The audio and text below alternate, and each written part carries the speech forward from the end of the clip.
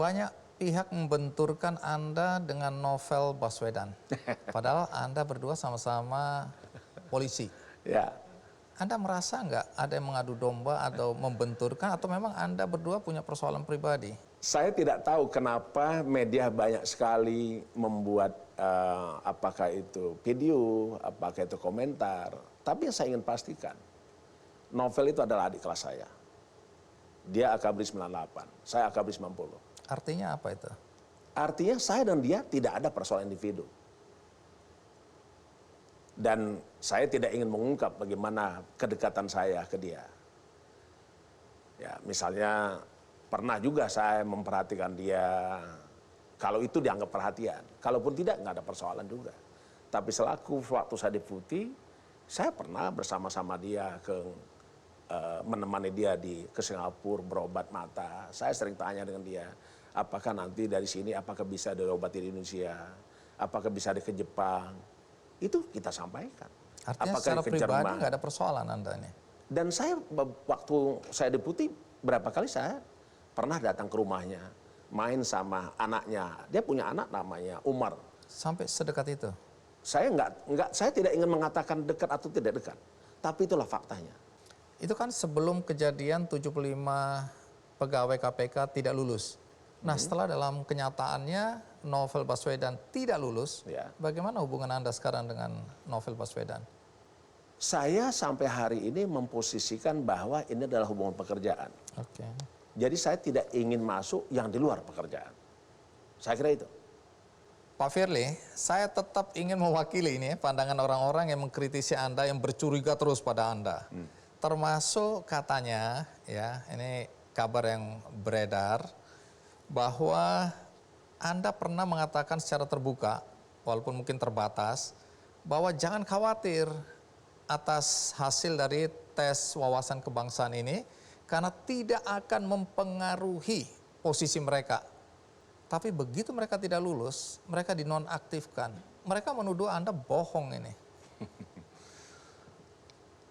Begini Bang Andi, tes wawasan kebangsaan itu adalah alat ukur untuk mengetahui kesetiaan kepada Pancasila, Undang-Undang Dasar 45, NKRI, dan pemerintah. Itu satu. Mengukur integritas kebangsaan. Mengukur netralitas pribadi, bahwa kita tidak berpihak kepada kekuatan kelompok maupun apapun, kekuatan apapun. Yang ketiga adalah ingin mengukur apakah kita betul-betul bebas dari radikalisme. Nah, dari ukuran itu, kami pimpinan KPK meyakini tidak mungkin ada yang terhambat. Oh, jadi karena Anda yakin semua akan lolos, Lah ya kan? kemudian Anda bilang bahwa jangan khawatir. Jangan khawatir. Oke. Tapi dalam perjalanannya, tim dari BKN dan asesor menemukan bahwa ada yang tidak memenuhi syarat sesuai dengan syarat, kriteria, mekanisme, dan prosedur yang dilalui. Inilah yang jadi persoalan. 1.204 lolos, 75 adalah tidak memenuhi syarat Tapi untuk jadi kemudian ASN. kenapa mereka harus dinonaktifkan? Kenapa ada yang 24 bisa dibina, Ya. ada yang 51 dianggap Ya. nggak bisa? Ya, begini Bang Andi. Perdebatan panjang. Saya harus katakan bahwa orang kan lihatnya bahwa ada pendapat bahwa 75 orang dinonaktifkan. Dalam keputusan 652 itu tidak ada kalimat itu. Kalimat yang benar. Kalimat mengatakan dinonaktifkan tidak ada. Saya harus luruskan. Tanggal 5 Mei 2021, kami rapat untuk membuka hasil tes wawasan kebangsaan. Walaupun tes wawasan kebangsaan kami terima tanggal 27 April 2021. Kenapa ini kami tunda? Karena kami KPK sangat patuh dan tunduk pada undang-undang. Di mana pada tanggal 4 Mei 2021, Undang-Undang Nomor 19 2019 dilakukan gugatan oleh para pihak dan akan dibacakan putusan oleh Majelis Mahkamah Konstitusi. Jadi Anda menunggu. Tunggu. Kapan kita buka? Dibuka pada tanggal 5 Mei. Walaupun keburu bocor. Saya tidak tahu sumber itu. Tapi yang pasti sampai hari ini tidak ada kami paham siapa 75 nama orang.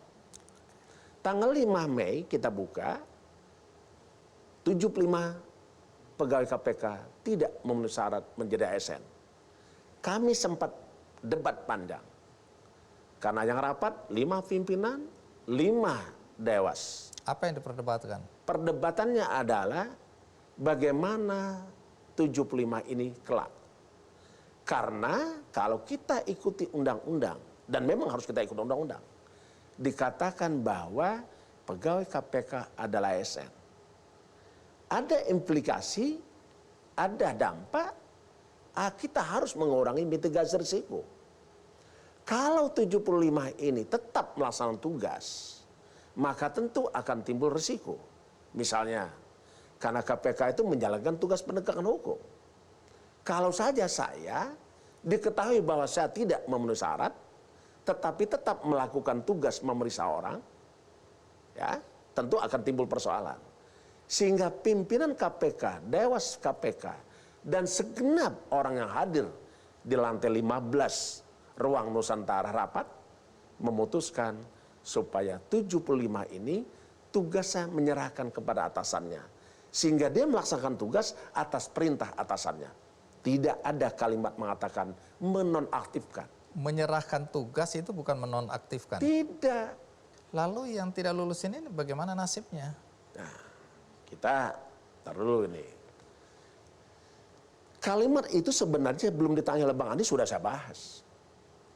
Saya waktu tanggal 29 di rapat terbatas. Ada 5 pimpinan, ada sekjen, ada kepala hukum, ada kepala biro SDM. Saya bilang, ini kan informasi pasti ada yang tidak lulus, ada yang lulus. Karena sudah, kita kan dipaparkan waktu di kantor Menpan, bahwa hasil tawasan kebangsaan ada yang memenuhi syarat dan ada yang tidak memenuhi syarat. Tanggal 29 kita tanya, ini nanti yang tidak lulus mau dikemanakan oleh kita? Panggil ya satu-satu sebelah menghadap saya. Saya sampaikan begitu. Jadi jauh sebelum ada penetapan tanggal 5 yang lulus 1274 dan tidak memenuhi syarat 75, itu sudah kita bahas duluan.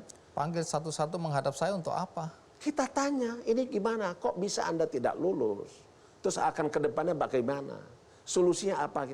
Kan harus kita bahas. Oh, jadi tidak otomatis mereka nonaktif tadi ya? Tidak ada kalimat nonaktif. Saya juga kaget, kok kenapa? Mohon maaf sekali lagi kan, saya tidak ingin mengatakan siapa yang membuat nonaktif, bahkan ada mengatakan dipecat. Ingat kalimat kami tanggal 5 Mei. Setelah kami rapat dengan Dewas, dengan struktural, dan dengan pimpinan KPK, kita rilis. Saya ingat ada setidaknya ada 4 keputusannya.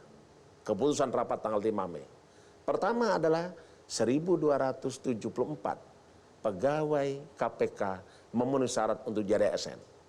Dan selanjutnya ini diusulkan untuk formasi ASN ke Menpan dan memintakan permohonan penetapan NIP kepada BKN. Itu satu. Yang kedua, 75 pegawai yang tidak memenuhi syarat, KPK segera melakukan koordinasi dengan Menpan dan BKN. Proses ini belum final? Bukan, itu tanggal 5 dulu. Oke. Nah, keputusan tanggal 5. Poin ketiga adalah KPK tidak pernah memberhentikan, memecat, dan tidak pernah berpikir untuk menghentikan dengan hormat maupun tidak hormat. Yang keempat adalah KPK tidak akan pernah mengumumkan nama-nama yang tidak memenuhi syarat.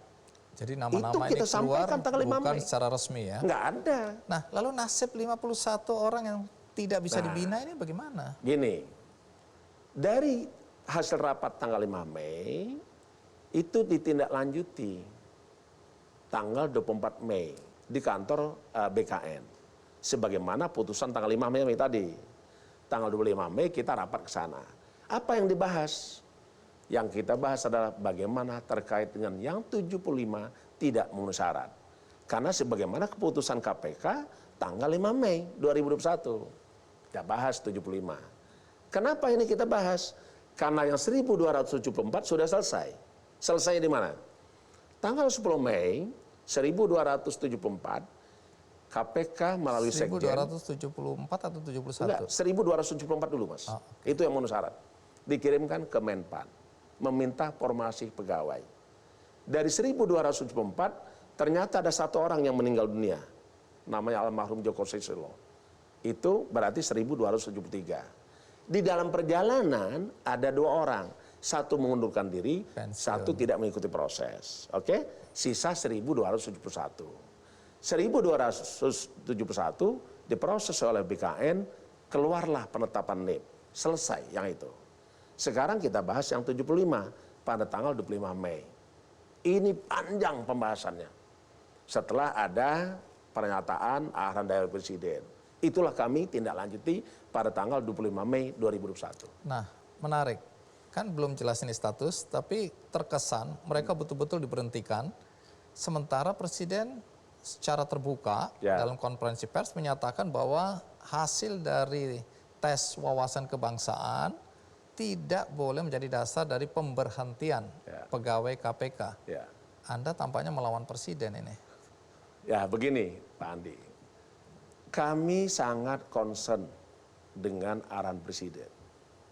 Kami juga sangat concern untuk melaksanakan perintah undang-undang. Sebagaimana tadi saya sampaikan, pengalihan pegawai KPK menjadi ASN itu PR. PR kepemimpinan KPK 2019-2003. Kenapa? Karena dalam Undang-Undang 19 2019 disebutkan pengalihan pegawai ini waktunya 2 tahun. Pegawai KPK yang belum menjadi pegawai negeri sipil dapat diangkat menjadi ASN. Masa transisi 2 tahun, artinya PR itu. Nah, karena itu KPK menindaklanjuti arahan Presiden.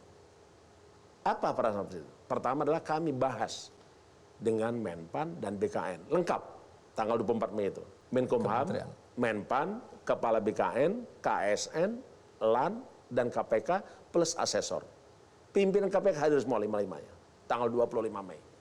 Dibahaslah terkait dengan bagaimana 75 pegawai yang tidak memenuhi syarat untuk jadi ASN. Rapatnya, Bang Andi, dari jam 9 sampai jam 15 sore. Hasilnya? Hasilnya adalah menindaklanjuti arahan Presiden bahwa apakah tidak ada yang bisa dilakukan pendidikan kedinasan. Tindak lanjuti. Dibahas di sana, akhirnya bisa ditemukan 24 yang tidak memenuhi syarat diberikan kesempatan untuk mengikuti diklat sehingga bisa diangkat jadi ASN. Oke, itu satu keputusannya. Keputusan kedua adalah 51 pegawai dinyatakan tidak memenuhi syarat untuk jadi ASN. Jadi kalau kalimat tadi adalah tidak bisa dibina, saya tidak tahu berasal dari mana. Tidak ada itu kalimat itu. Yang 51 ini akhirnya. Dan 51 ini pun belum diberhentikan. Karena tuduhan itu begitu kuat ya. Orang percaya bahwa ada kekuatan luar biasa di belakang Anda dan Anda adalah pion yang dimainkan.